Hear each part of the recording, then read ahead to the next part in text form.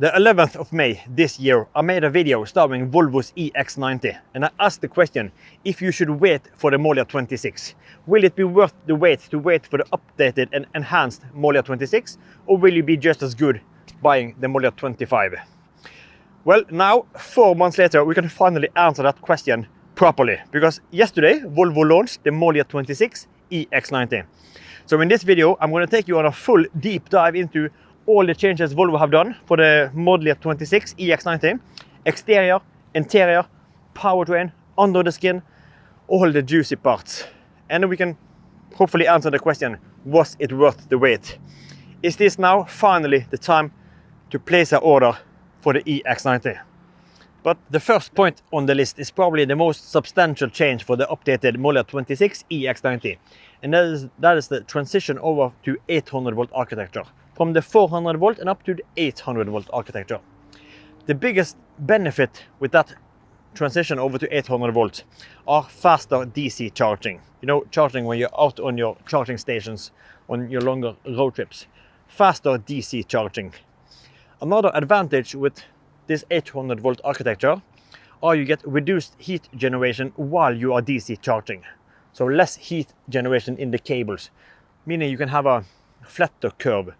Volvo are using their own in-house battery management or charging management system to optimize the charging curve. So I'm really excited to see how this will play out in this new 800 volt based EX90. And while we're talking about charging, that is actually a huge improvement, because the MY25 EX90 that had a peak power of 250 kilowatt. But as I have said before and presented in several other videos starring the EX90, these 250 kilowatt are only available if you visit a Tesla supercharger, because they have a higher current, up to 625 amps. And if you visit all the other charging stations, they are usually capped at 500 amps, meaning that you will only get 200 kilowatt peak charging power for your EX90. So 200 was the regular one you got. The charging times was about 30 minutes, give or take 1 or 2 minutes. So it didn't play a huge role because it tapered down really fast on these Tesla superchargers. But either way, now the EX90 can peak up to 350 kilowatts. That is a substantial jump, up to 350 kilowatts. The charging time are actually reduced from the 30 minutes, give or takes, down to 22 minutes. So we have an 8 minutes reduction. That is not that much maybe, but everything helps. 1 minute there, 1 minute there, at least faster charging. So that is really good. In the documents that I looked at yesterday, because I looked at the Norwegian press release and the Norwegian spec sheet, and also I used the international Volvo page and the German Volvo page to just to bundle up everything I wanted to present to you. The charging times in that was down to 22 minutes, but there was another aspect I wanted to present, because Volvo claims that on 10 minutes charging you can add 250 kilometers on just 10 minutes, and that is quite impressive if you ask me.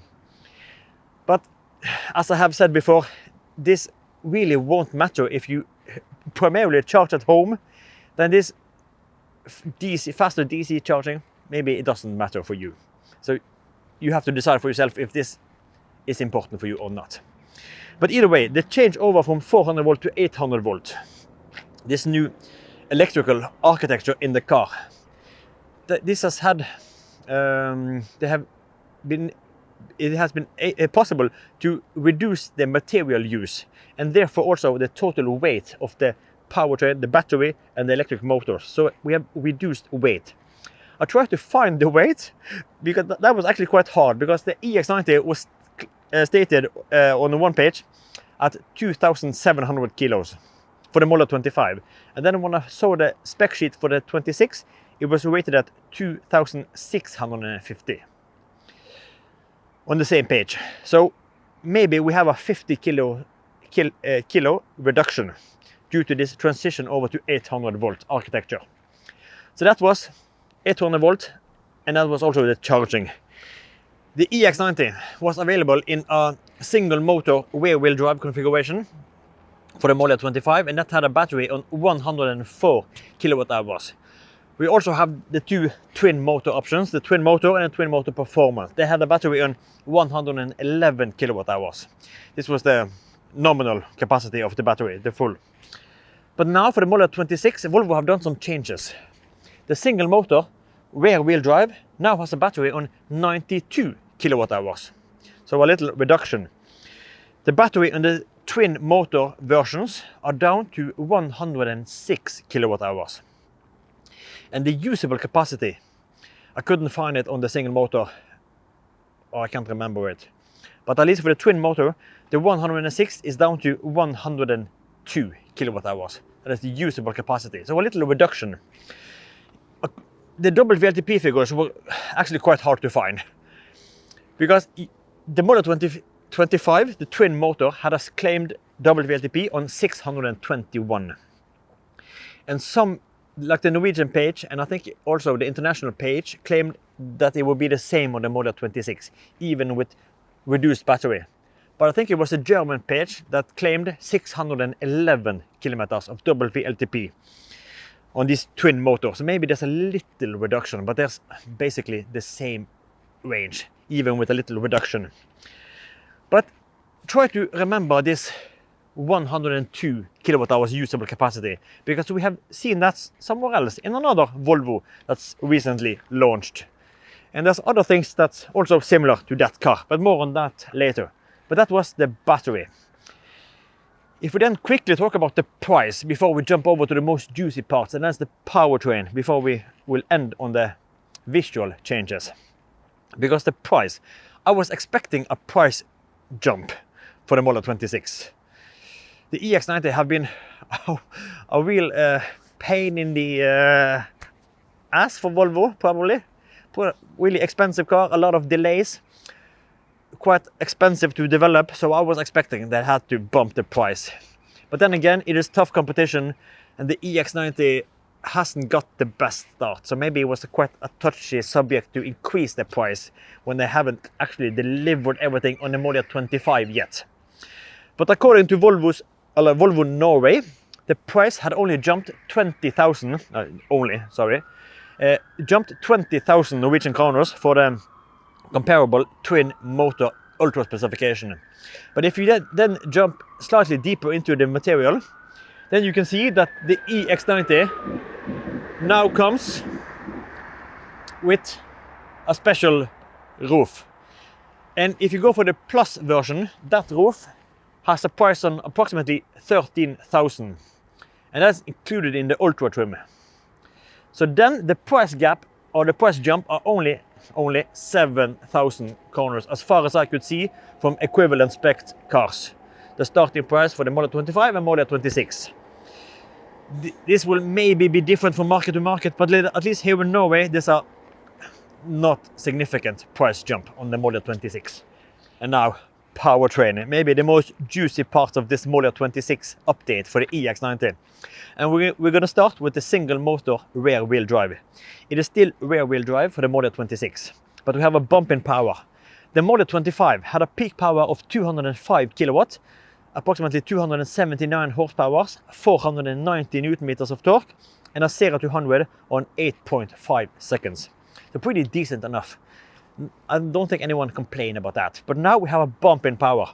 We have a stronger electric motor, 245 kilowatt. That is 333 horsepower. Little reduction in torque, 480 newton meters, and 0 to 100, 6.8 seconds. So significantly faster, this single motor rear wheel drive. In some markets, like in here in Norway, we don't have it. We just have the twin motor options, the twin motor and the twin motor performance. So I'm not sure if that configuration will come to you, this single motor rear wheel drive. And then for the really juicy parts, the twin motor options. I had to bring my trusted notebook because there's so many numbers to crack on with. So I have to have this as a little backup in case I forget a number or two. But let's start with the Model 25 of the twin motor and the twin motor performance.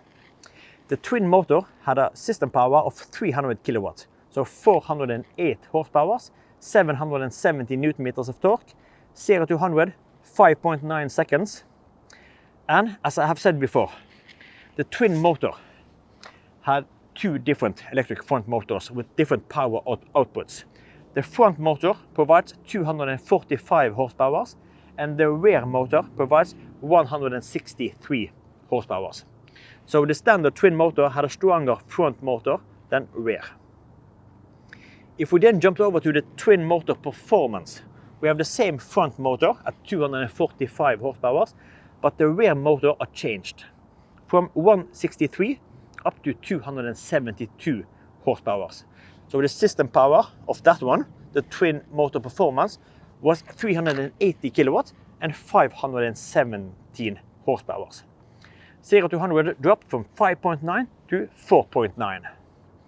So pretty massive. I can also put in the kilowatt numbers because I can't remember those on top of my head. But that was the Model 25. And now for the Model 26, they have done quite big changes. The standard twin motor up from 300 kilowatts up to 330 kilowatts. So up to 449 horsepower. If we then look at the twin performance, that has jumped from 380 kilowatts and up to 500 kilowatts, 680 horsepower. Just bonkers. And the 0 to 100 times are reduced from 5.9 to 5.5 and 4.9 to 4.2. So really huge updates for the performance parts. But what have they done to the electric motors? It was actually quite hard to find the technical elements of these power outputs for these new front and rear motor. But we have seen these numbers before. We have seen 449 horsepower. We have seen 680 horsepower. We have also seen 333 horsepower for a single motor, rear wheel drive. And we have seen them all in the ES90. So if we take the power output from the ES90 on the individual motors, we get these numbers. For the twin motor, the front motor now outputs 177 horsepower and the rear motor 272. So you see now the new rear motor in the twin motor are just as strong as previous twin motor performance. So pretty massive. But the real juicy parts come on the twin performance. The front motor 299 horsepower and the rear motor 381. 381 horsepower just on the rear electric motor. But the interesting part for me are these now, both the twin motor and the twin motor performance are now primarily rear wheel biased. They have more power on the rear than the twin motor did before. That was primarily front wheel drive. But 680 horsepower, do we really need that much in a porky EX90? I don't know. For me, maybe it's okay. It's always fun with more. Electric cars don't have so much to offer, so we have to put in just massive amounts of horsepower and crazy acceleration. That's their party trick. And then, under the skin, what have Volvo done with the Model 26 EX90? Well, as predicted, we have gotten this new NVIDIA Drive AGX Orient processor chip. This allows the car to work faster and the software to perform at a higher level. So they can also push out more safety innovations and use more of the car's hardware. Because there have been some struggles. Software struggles. The EX90 haven't been able to perform and deliver all the promised elements that they have went out with. And this new AGX processor chip will help them to deliver more of what they have promised so far in all of the safety elements. And also solve some of the issues that they have struggled with on the EX90. But with that new processor chip, we also get a bunch of new safety alerts. And we also have an enhanced ESA, so electric or emergency stop assist. Yeah, that was emergency stop assist. And also enhanced or expanded functionality on this steering assist even in darkness. So that's a good thing. Safety, safety, safety. So this, processor chip. The cool thing with this processor chip is this will be retrofitted in your model year 25. So you will also take advantage of all of these updates. And as far as I have known, or as far as I know, Volvo was planning to do this summer, the summer of 25, to change all of these processor chips. But once again, we have met delays with Volvos and the EX90. Delays and delays and delays and delays. Sadly for Volvo, it has probably costed them shitloads of money. But as far as I know, they're going to roll out this new processor chip starting Q1 2026. That is at least the latest thing I have heard. All existing EX90 owners will get a letter from Volvo. Someone have already gotten that letter. So they are working on it, and it will come. And you will also then take advantage of everything software related that's coming for the model 26. Yes, you won't get the 800 volt architecture. You won't get the faster charging, but maybe that doesn't matter for you. What matters is the user experience with the car, and this processor chip will be highly beneficial for that. So that's a good thing that they are implementing also in the model 25. And then the visual aspects, exterior, interior. Did Volvo change anything, add anything, remove anything? That's what we're going to talk about now. Because Volvo did two changes for the exterior. The Silver Dawn metallic, then that's one out the door, discontinued. But we get a replacement. We get the new Aurora Silver that we also saw on the ES90. So one color out, one color in. But the biggest change that I noticed was we got a new set of alloys, 22 inch, and they look wicked. Instead of these, all of the Volvo's electric cars, the alloys have been focused on aerodynamics, bland and boring. But now we got a wicked alloys that just say, screw it to aerodynamics. I want the alloy that just is designed, just beautiful. And this new 22 inch alloy, beautiful. And that was basically everything for exterior. Volvo mentioned one thing in the interior, and that is this new roof that I mentioned earlier. Because there's been a lot of backlash to Volvo with this new panoramic roof without a shade, without the electric shade, only a manual shade. Not really appropriate in the EX90 if you ask me. I still want the electric shade, but Volvo have at least done something. Because now the EX90 are available with an electrochromatic roof that you can dim on or off. There's no fancy patterns yet, just on and off. So that's a good thing. But personally for me, I still want the electric shade because we are still very early in this new adaptation with electrochromatic roofs. I don't think they work that good as a fabric shade, but I could be wrong. At least we got an electric chromatic roof. And according to Volvo Norway and their press release, that was all they had for the upcoming EX90. But they forgot to mention the elephant in the room, at least for me, the biggest change with the EX90. The one thing that I also predicted. They have done something else. Because they have gotten even more backlash on the upholstery. Because they only offered tailored wool and Nordico. And then you get Nordico with or without ventilation. For me, I think it's a must-have to have the ventilation for the Nordico because I sometimes get a little moist in the back during longer road trips. But now, finally, we have leather is back in the EX90. Leather, finally! Real Nappa leather is back. Yes, for a cost, but you can get it at least in the same styles as you get in the Nordico.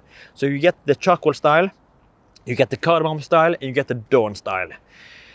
Finally, Nappa leather is back.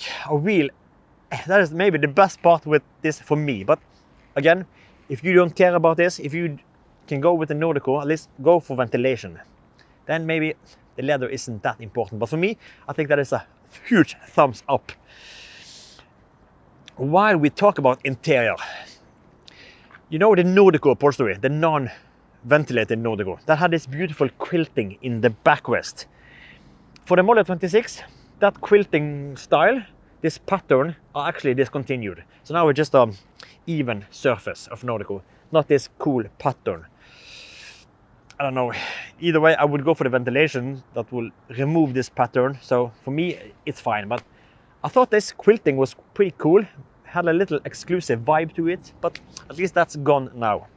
Another cool thing with the MY26, we get this illumination in the under the doors when you open and close the door. I haven't seen it live, but I've just talked to a buddy that mentioned that if we get like illumination of some sort, like a Nordic vibe, something that will happen when you open the door, it will light up pretty fancy. So some new things, some things that's gone. MY26 EX90. Was it worth the wait? Not sure if you even can see me here in this. We're losing daylight pretty rapidly. It's getting dark really fast. Maybe I have to engage some lights. You know, it's not easy to have a full-time work and then try to make videos afterwards during wintertime. It's getting dark really fast. I just completed work like 2 or 3 hours ago, grabbed some food, and then drove down here to make this video. And as you see, it's already dark, and the clock is, it's not even 8 o'clock, just 7:45. But at least that was the MY26 EX90. Was it worth the wait? Is it finally time to order? Is it now better than ever? Is it even better than the XC90? What do you think? Well, in my opinion, I still think the XC90 are superior versus the EX90. I think the XC90 delivers a higher level of interior luxury, the tactical elements, what you touch and interact with. The EX90 is good, but I think the XC90 is better on these elements. That is in my opinion. But what would you take? Are you pleased with this MY26 update? Is it now better than ever? And would you take it over the XC90? That was it. I hope I'll see you in the next video. So thank you for watching, thank you for subscribing, thank you for commenting, and until next time, take care and bye bye.